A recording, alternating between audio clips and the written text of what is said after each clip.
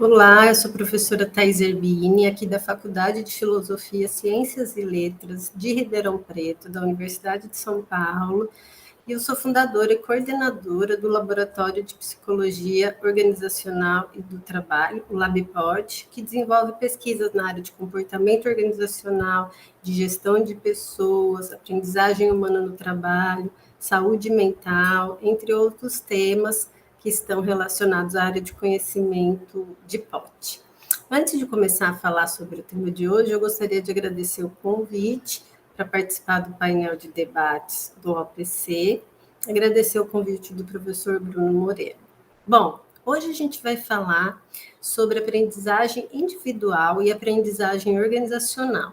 Então, eu vou falar brevemente sobre a definição de alguns conceitos que com certeza vocês já se depararam no ambiente de trabalho e discutir um pouco a diferença entre esses conceitos e como um tipo de aprendizagem pode impactar no outro.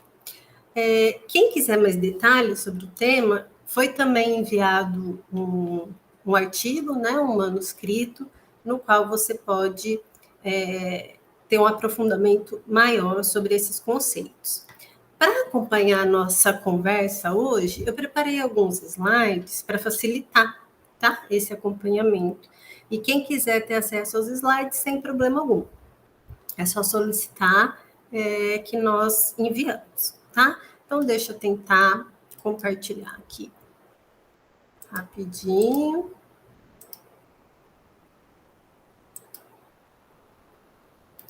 Penso que já está aparecendo para vocês, certo? Então, vamos lá. Vamos começar falando sobre o conceito de aprendizagem em geral, né? Que as pessoas elas confundem muito essa definição de aprendizagem, em que local a aprendizagem se encontra, né? Em que nível ela se encontra, se é no nível do indivíduo, no nível das equipes de trabalho, no nível das organizações, né? A aprendizagem, por definição, ela é um processo psicológico que ocorre no nível do indivíduo. O que isso quer dizer? Ninguém pode aprender por você, né? Então, só você pode trilhar os caminhos instrucionais, os eventos instrucionais, para que você possa adquirir aprendizagem, reter essa aprendizagem e usar essa aprendizagem no seu ambiente de trabalho. Então, ela ocorre inicialmente no nível do indivíduo, tá? Na linguagem comum, né, esse ato de aprender, ele se relaciona com vários outros verbos de ação, né, como adquirir, tomar, agarrar, assimilar, enfim. Né? Então, isso tudo pode ser associado ao conceito de aprendizagem. Outra coisa que é importante a gente destacar nesse vídeo é que existem dois tipos de aprendizagem: a aprendizagem natural e a aprendizagem induzida.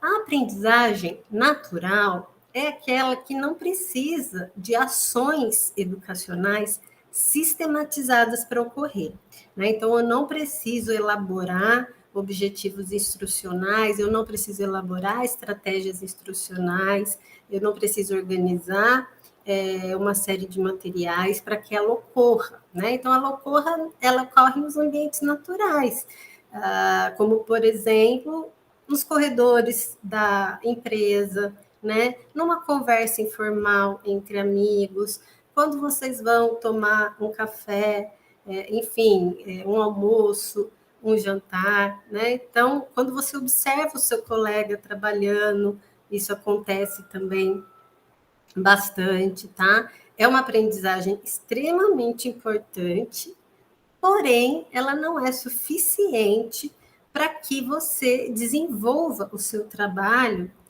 completamente e corretamente, né? Por isso, nós temos o outro tipo de aprendizagem, que a gente chama de aprendizagem induzida. Essa sim ocorre mediante processos sistemáticos, né? Ações educacionais sistematizadas. Então, nós vamos planejar levantar todas as necessidades de aprendizagem, depois nós vamos transformar isso em objetivos educacionais, procurar as melhores estratégias para ensinar, procurar os melhores materiais, né? E vamos também mensurar essa aprendizagem com avaliações previamente construídas, elaboradas. Essa aprendizagem, ela é bem conhecida como ações de treinamento, desenvolvimento e educação, que no outro momento a gente pode bater um papo sobre esse assunto também. Bom, vamos voltar lá ao conceito de aprendizagem, né? O conceito de aprendizagem, ele não é tão simples assim. Para você aprender, de fato, você tem que passar por algumas etapas. Então, quais são essas etapas? A aquisição, a retenção e a generalização. O que seria a aquisição?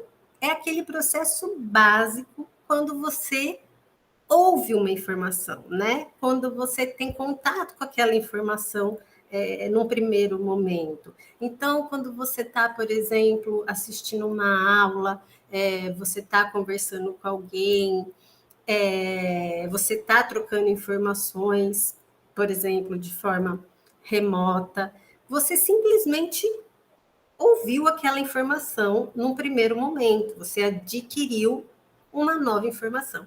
Isso não significa que você aprendeu sobre algo, né? Sobre algum tema, sobre algum processo. Isso só significa que você ouviu sobre aquele tema. Para você continuar esse processo, né, completo de aprendizagem, você precisa reter a informação. Então, não basta adquirir, né? A gente precisa reter a informação.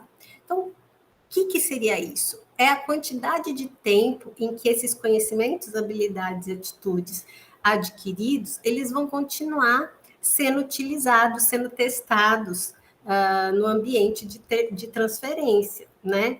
Então, por isso, por exemplo, vamos dar um exemplo prático, né? Quando a gente está fazendo um determinado curso os professores, né? Ou os instrutores, enfim, eles pedem para que os alunos realizem uma série de testes ou avaliações individuais por escrito, exercícios práticos. Isso é para promover a retenção da informação adquirida.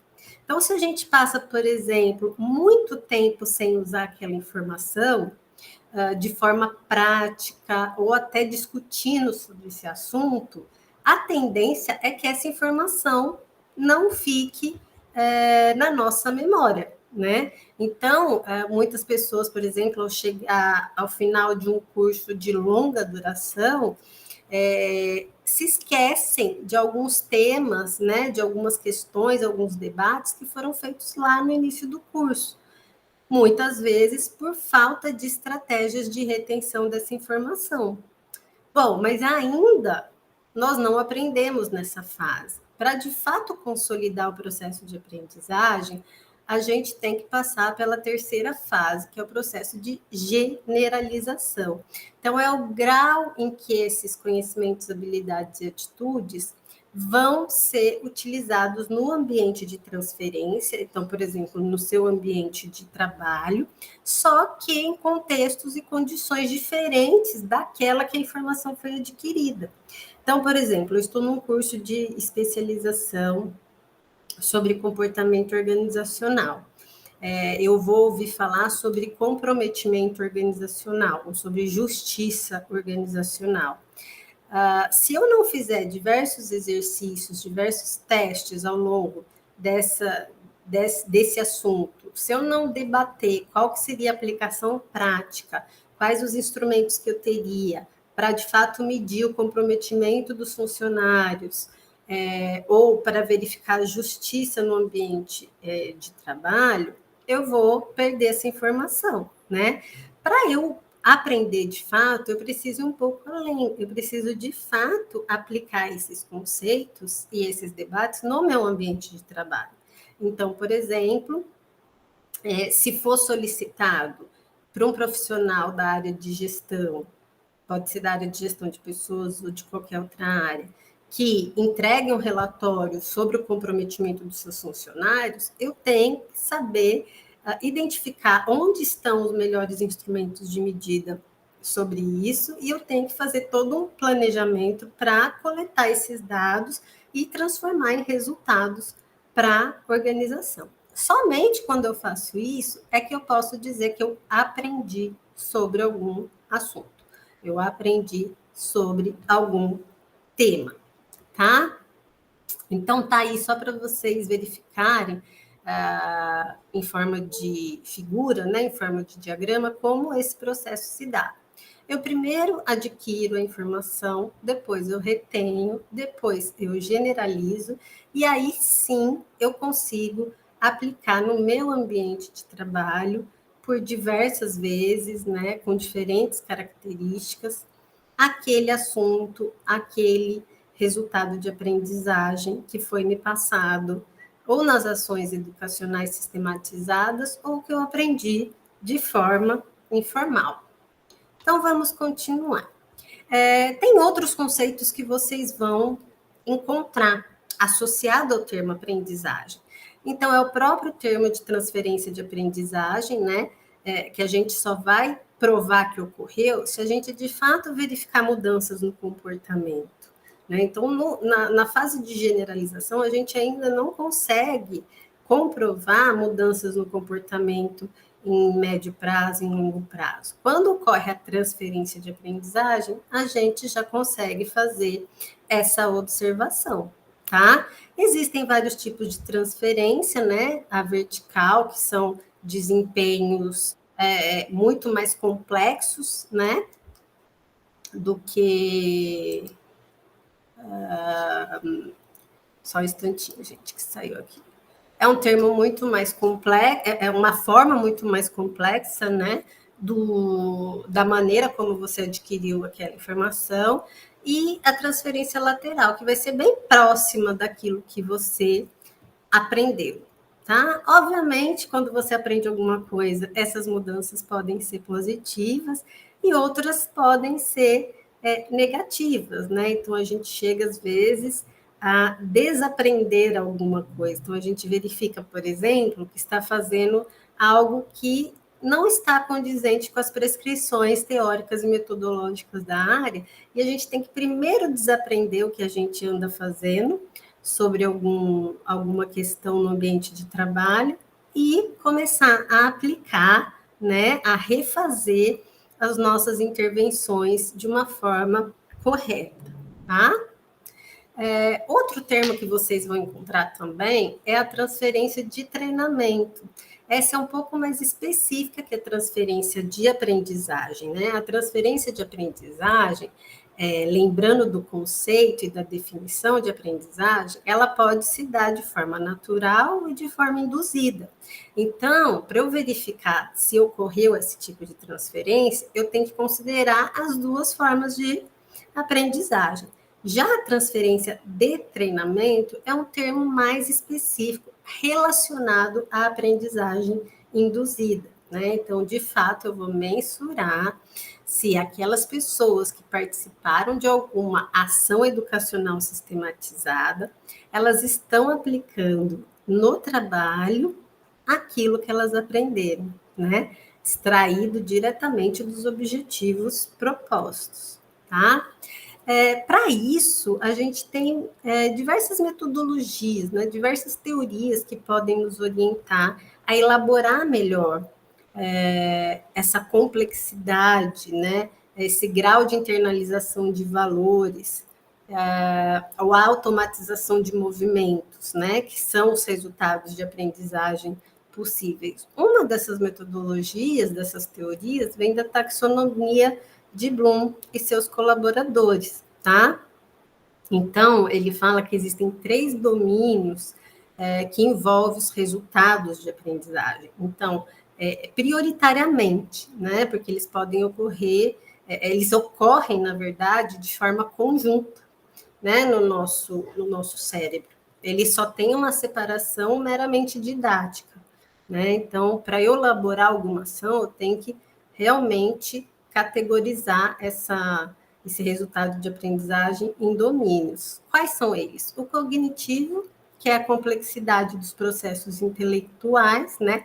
Então, quanto mais difícil fica aquele assunto, né, aquela prática, mais, né, eu consigo avançar no meu conhecimento. O afetivo, que deixa de ser a complexidade e passa a ser o quanto eu internalizo determinado valor, né, determinado atitude, determinado afeto, tá? E o psicomotor, que é a automatização de movimentos, tá? Vamos pensar, por exemplo, em profissionais do esporte, né?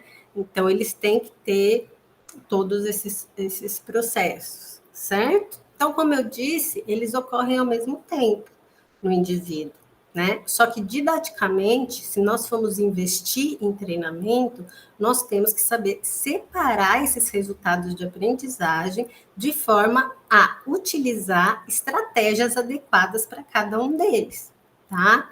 Então, por exemplo, se eu tenho que desenvolver algo prático, né, que envolva automatização de movimentos, eu não posso simplesmente pedir para as pessoas lerem um texto, né? Ou responderem a uma prova escrita. Eu tenho que usar outros tipos de estratégia. A mesma coisa com o cognitivo. Eu não posso usar estratégias que envolvam internalização de valores, né? Eu tenho que pedir para os alunos lerem bastante, né? Acessarem muitos materiais para que esse processo ocorra. E o afetivo, eu não posso usar nem as estratégias do psicomotor, tampouco eu pedir para as pessoas fazerem leituras, né? Eu tenho que, de fato, colocar isso em prática, né? Promover um ambiente de prática para que as pessoas possam ter oportunidade de vivenciar esses valores, de vivenciar esses afetos e internalizá-los, ok? Então, vamos continuar. Aqui é importante falar que a aprendizagem, ela pode também ser influenciada por condições internas e também externas, tá? Então, costuma se confundir muito aprendizagem com competência, com condições e motivação. Então, veja, tudo se resume à definição de desempenho competente. Então, quando eu falo que uma pessoa tem o desempenho exemplar, eu não estou falando simplesmente que ela tem um conjunto de conhecimentos, habilidades e atitudes, né? Se essa pessoa demonstra um desempenho exemplar, além dela ter esse conjunto de conhecimentos, habilidades e atitudes, que a gente pode chamar de competências, a gente pressupõe que ela também teve condições para isso, né? E teve motivação para isso, que é o famoso saber fazer, poder fazer e querer fazer. Então, para eu adquirir competências, eu tenho que passar por aquelas 3 fases do processo de aprendizagem. Por exemplo, eu posso ser uma excelente profissional na minha área, né? Eu posso ser considerada uma excelente médica, por exemplo, ter muitas competências sobre aquele assunto. Contudo, se eu estiver num ambiente de trabalho, num hospital, por exemplo, que não me ofereça condições de trabalho, se eu não tiver os recursos materiais necessários para trabalhar, se eu não tiver o apoio necessário dos meus colegas, dos meus chefes para trabalhar, possivelmente eu não vou conseguir demonstrar todas as competências que eu tenho, né? E o meu desempenho, ele vai ser aquém do esperado. Então, você não pode analisar ou julgar o comportamento de uma pessoa, o desempenho de uma pessoa, meramente pela questão das competências, né? Se você está num ambiente em que não existe esse suporte psicossocial, esse suporte material, você não vai conseguir, de forma alguma, aplicar no trabalho o que você sabe, tá? Uma outra razão que pode influenciar é a sua própria motivação. Então, o quanto eu quero fazer aquilo. Eu posso ter competências, posso ter condições, mas eu não quero, eu não gosto de estar naquele local. Mas eu já adianto que as pesquisas das últimas décadas, elas apontam para uma maior explicação, né, muitas vezes maior, né, de explicação para o desempenho não competente em função da ausência de condições. Então, grande parte, arrisco até dizer, a maioria das questões do desempenho aquém do esperado, ele é explicado por ausência ou inadequação das condições, tanto psicossociais, que envolvem os colegas, a chefia, a liderança, quanto as questões materiais e financeiras, tá? A questão da motivação, ela é uma consequência, né? Então as pessoas confundem causa com consequência. Muitas vezes a causa do desempenho ruim é a ausência de condições.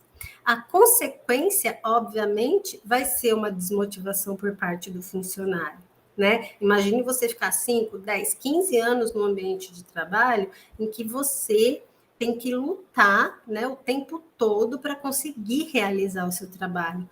Obviamente, num determinado momento, você vai ficar desmotivado, né? Você vai falar, bom, eu não tenho condições para isso, eu estou adoecendo, né, nesse ambiente de trabalho, eu não consigo aplicar o que eu sei. Então, obviamente, essa pessoa vai se mostrar desmotivada, mas isso não é a causa do problema de desempenho, isso seria a consequência.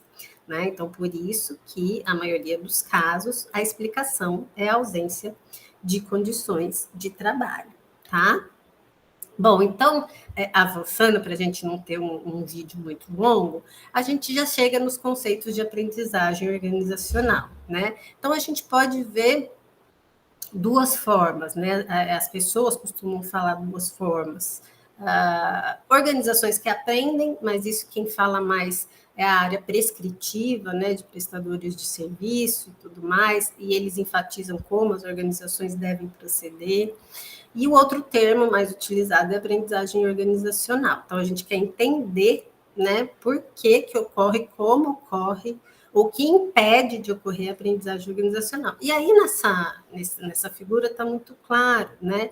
Então, para que ocorra o processo de aprendizagem organizacional, né, para aqueles produtos, para aqueles processos, aquelas rotinas de trabalho, de fato fiquem incorporadas na memória organizacional, independente se as mesmas pessoas vão estar ou não naquele ambiente de trabalho, para que isso de fato seja incorporado à organização, primeiro é necessário que as pessoas aprendam, né? Então, as pessoas precisam aprender, elas precisam compartilhar esse aprendizado entre os pares, né? Então, a gente já está mudando de nível, está indo para equipes de trabalho, então a gente tem que ter esse compartilhamento de aprendizagem com nossos colegas, para que isso, de fato, gere algum produto, gere algum processo, gere alguma rotina de trabalho, né? E aí sim denominar de aprendizagem organizacional todo esse processo. Mas aí, entre um contexto e outro, entre um nível e outro do indivíduo, de grupos, da organização, existe uma série de fatores que podem prejudicar ou facilitar esse processo de transferência, que foi o que a gente acabou de falar. Então, se eu não tiver apoio para aplicar o que eu sei no meu ambiente de trabalho, não vai ocorrer nem a transferência no nível do indivíduo, né? Quanto mais uma aprendizagem organizacional. Não adianta, tá? Por outro lado, se eu tiver esse apoio para transferir o que eu sei para o ambiente de trabalho, a gente pode pensar em chegar no nível de compartilhamento de conhecimento entre os nossos colegas, entre as unidades, né? Entre diferentes níveis de gestão, e daí começar a pensar num processo que, de fato, aquele conhecimento gerado vire explícito, né? Deixa de ser tácito e vire explícito, e, de fato, permaneça na organização por um longo tempo, tá? Então, aqui, só para vocês entenderem, todo como esse processo pode acontecer. Então, são múltiplos relações, múltiplos níveis, tá? Então, do indivíduo, ele passa para o grupo, do grupo para a organização, isso pode impactar, de fato, na comunidade, né, e na sociedade. O contrário pode ocorrer depois que se inicia esse ciclo, né? Depois que se produz rotinas, processos, novos produtos, novas formas de se comportar, enfim, novas formas de agir diante das demandas da sociedade, do setor, aí sim esse processo começa a ser tanto top-down, né? Então, de cima para baixo, quanto de baixo para cima, né? Porque, de fato, os processos já incorporados pela organização vão fazer parte dos processos de aprendizagem individual. Mas, enquanto isso não acontece, né, a ocorrência inicial é do indivíduo para a organização, né? Então, só para, né, retomar, né, destacar alguns pontos, a gente tem que falar que a aprendizagem organizacional ela implica em mudanças. Então, se não ocorrer mudanças, né, em valores, em tecnologias, em inovação, em produtos, em rotinas de trabalho, não ocorreu o processo de aprendizagem organizacional, tá?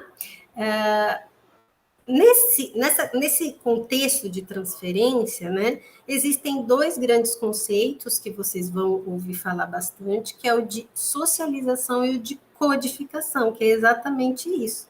Quando a gente fala que ocorreu a codificação, o conhecimento compartilhado do indivíduo para o grupo, ele vira uma rotina, ele vira um manual, ele vira um novo software, né? Ele vira um novo checklist, enfim, ele vira de fato um produto, né? Um conhecimento que pode ser observado, né? E a socialização se dá justamente quando esse produto, esse software, essa rotina, esse manual, ele é incorporado por todos que precisam daquele novo processo de fruto do processo de aprendizagem organizacional. Então, a gente chega à conclusão que há uma interdependência entre esses conceitos, né? No sentido de que a aprendizagem organizacional não se realiza sem a aprendizagem individual, tá? Por fim, eu deixo aí para vocês essa figura que ela é bem explicativa de como ocorrem os processos, tá? Pode ajudar a lembrar, né? Então, a aprendizagem individual ocorre de forma formal ou informal, precisa de suporte psicossocial e material para que ocorra essa transferência nos diferentes níveis, e quando isso ocorre, tem que de novo existir esse incentivo, esse apoio, esse processo de gestão, essa cultura de promover os processos de codificação e socialização. Aí sim nós podemos falar que, de fato, ocorreu o processo de aprendizagem organizacional. Tá bom? Bom, eu espero que o vídeo não tenha ficado, né, muito longo, muito cansativo. De novo, eu me coloco à disposição para compartilhar materiais, né, para tirar dúvidas, e mais uma vez eu agradeço pelo convite. Muito obrigada e bom dia aí para vocês.